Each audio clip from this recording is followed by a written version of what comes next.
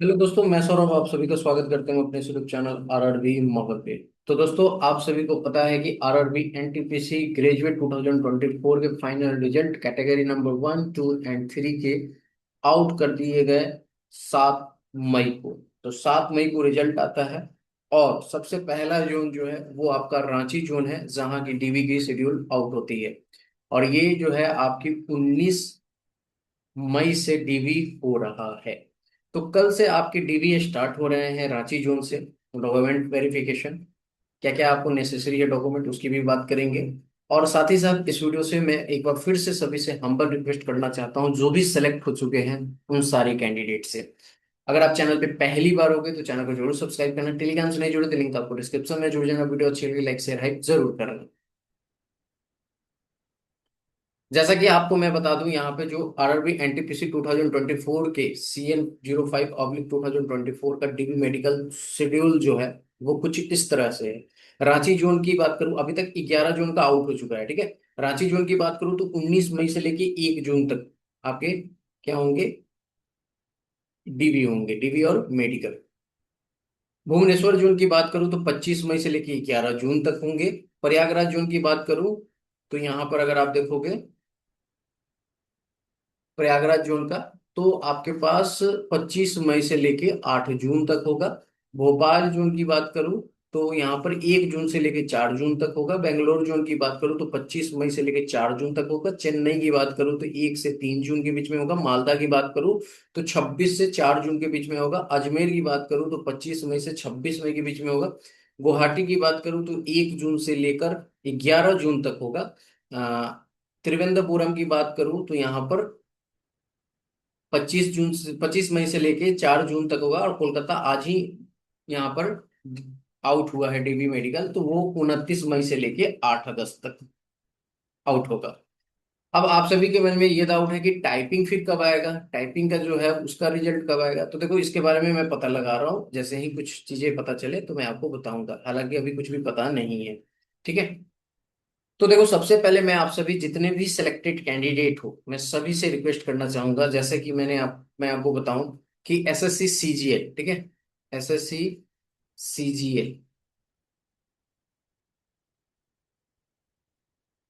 CGL 2025 का result आया। तो पहला एक रिजल्ट था जो कि था FRTA, ठीक है। और अभी जो आपके 14 मई को जो आए हैं वो आया है फाइनल रिजल्ट, ठीक है, फाइनल रिजल्ट।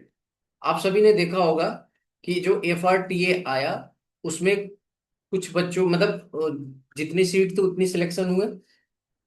जब FRTA के बाद डॉक्यूमेंट वेरिफिकेशन, यानी कि आईडी, सॉरी डॉक्यूमेंट वेरिफिकेशन कह रहा हूँ, आइडेंटिटी वेरिफिकेशन कराया, जो कि फिक्स प्लॉट करना था, उसके बाद पता चला कि 452 कैंडिडेट जो है, यानी कि ये वैकेंट सीट हो गई और 452 न्यू कैंडिडेट को यहाँ पे जॉब दिया गया।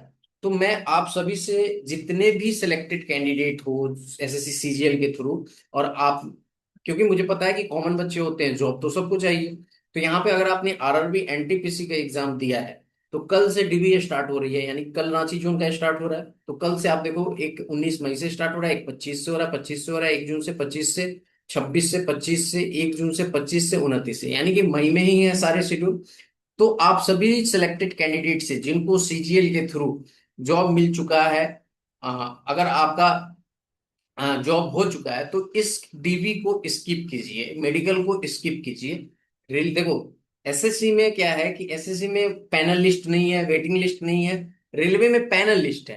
पैनल लिस्ट से क्या होता है ना कि ये लोग अगर वैकेंट सीट हो जाता है तो वो पैनल निकालते हैं, ठीक है। और पैनल के द्वारा जो है उनकी कट ऑफ को डाउन करके उनको सिलेक्शन देते हैं, ठीक है, पैनल लिस्ट आती है।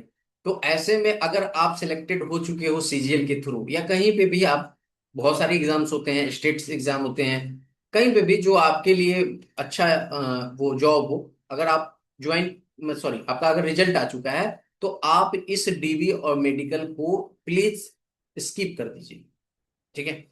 इस डीवी और मेडिकल को स्किप कर दीजिए। साथ ही साथ मैं आप सभी को बताऊं कि जो लोग यहाँ पर स्किप करेंगे, होगा क्या कि यहाँ से वो वैकेंसी जो है वैकेंट रह जाएगी और फिर पैनल लिस्ट आएगा। तो जिन बच्चों का, आप सुन रहे होंगे कमेंट, आप अगर होंगे, वीडियो देखते होंगे तो आप देखते होंगे कोई कमेंट कर रहा है मेरा 0.72 से छूटा छूटा है, कोई कहता है मेरा 0.5 से छूटा है, कोई कहता है 1 नंबर से छूट गया है। तो इन लोगों को भला हो जाएगा और इन लोगों को भी जॉब मिल जाएगी। आप हमको और आपको सभी को पता है कि वैकेंसीज आती नहीं है जितने बेरोजगारी है। तो अगर आप ऑलरेडी सिलेक्टेड हो तो किसी और को जॉब दे दो। ये आपके पास अपॉर्चुनिटी है। कैसे? जब आप ऑलरेडी सिलेक्ट हो चुके हो तो आप डीबी और मेडिकल स्किप कर दोगे, तो आप जो है किसी बेरोजगार को जो है रोजगार देने दोगे, ठीक है, अपनी सीट उसको दे दोगे, यही होगा। तो आप सभी से ये हम्बल रिक्वेस्ट मैं कर रहा हूं कि जिनका भी सीजीएल या किसी और एग्जाम के थ्रू मन पसंदीदा जॉब हो चुका है, तो प्लीज इसको स्किप कीजिए, आरआरबी एनटीपीसी को, डीवी और मेडिकल को, ठीक है। क्लियर?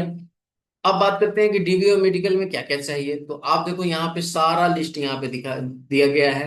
आपको यहाँ पे क्या कर ले जाना है, मैट्रिकुलेशन या high high school examination certificate और equivalent certificate as a proof of date of birth, matriculation certificate, ठीक है। आपको पता है मैट्रिक सर्टिफिकेट से क्या होता है, डेट ऑफ बर्थ,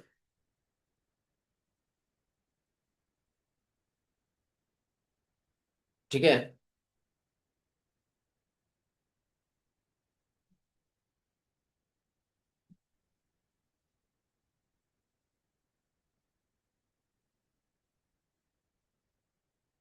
यहाँ पर मेट्रिकुलेशन का सर्टिफिकेट, फिर उसके बाद में इंटर का आपका यहाँ पे ले जाना है certificate, score card, marksheet, university अगर आपने ग्रेजुएशन है तो ग्रेजुएट वाला सारा मार्कशीट प्लस डिग्री आपकी चाहिए। Education certificate with provisional regular आपके पास जो भी है ये सारे ले जाना चाहिए, ठीक है। एक मिनट रुक जाना।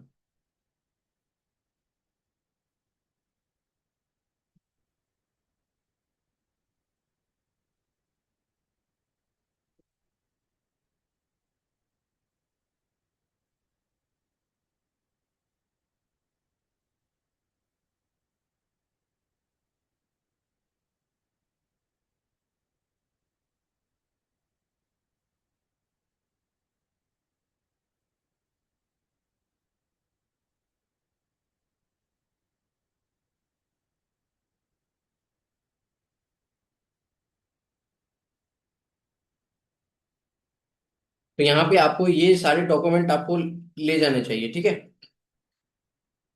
डॉक्यूमेंट जो है यहाँ पर एससी सर्टिफिकेट आपको चाहिए, ओबीसी का NCL certificate, non creamy layer का आपका चाहिए, इनकम एंड एसेट सर्टिफिकेट और फोटो।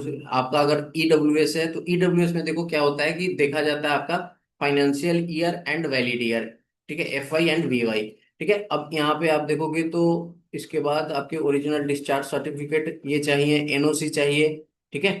मेडिकल सर्टिफिकेट पीडब्ल्यूडी के लिए NOC with date of appointment ये आपको चाहिए अगर आपने कोई गवर्नमेंट जॉब में हो तो।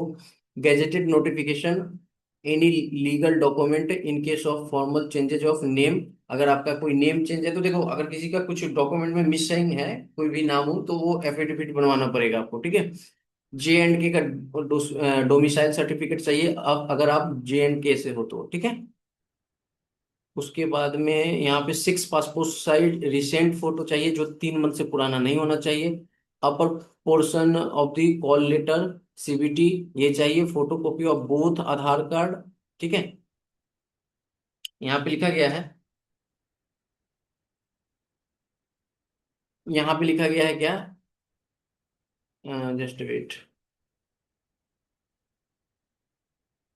सर्टिफिकेट एलिजिबल फॉर, नहीं नहीं यहाँ पे if you are fail to produce the ever mention original certificate on the date of document verification your candidature is liable to be rejected. अगर आप डॉक्यूमेंट प्रोड्यूस नहीं कर पाओगे तो आपका कैंडिडेचर रिजेक्ट कर दिया जाएगा। No further corresponding will be entertain in the matter, आपको आगे चांस नहीं दिया जाएगा। Further please note that furnish the false information, अगर आप कोई गलत इंफॉर्मेशन दोगे तो डिबार कर दिए जाओगे। It may be noted that merely calling a candidate for document verification and medical examination does not in any way entitle him या हर, ठीक है। ये आप पढ़ लेना, सारी चीजें यहाँ पे टोटल दी गई है, ठीक है।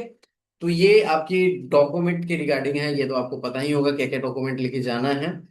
सो डॉक्यूमेंट और मेडिकल आपका होगा जो डेट आया है वो। तो ये खासकर वीडियो आपको मैं यहाँ पर, ये जो वीडियो है ये खासकर मैंने आपको अपील के लिए बनाया है कि जिन लोगों का सिलेक्शन हो चुका है प्लीज आप लोग स्किप कर दीजिए, ठीक है। मिलेंगे अगली वीडियो में अगले अपडेट के साथ, तब तक इतना ही। जय हिंद, जय भारत, सबके ख्याल।